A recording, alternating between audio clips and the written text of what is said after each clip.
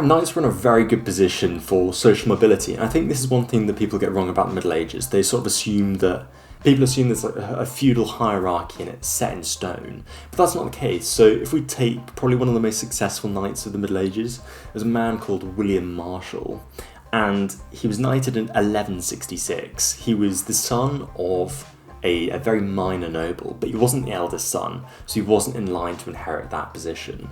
So he had to make a name for himself his own way, and he did this through knightly tournaments. So he would go off and fight in these tourneys, and he was incredibly successful at this, and he gained renown, so much so that by 1189 he was able to marry a woman named Isabel de Clare. Now, Isabel was an incredibly important figure. Her father was the Earl of Pembroke, and this meant he was pretty much at the top of the chain of society.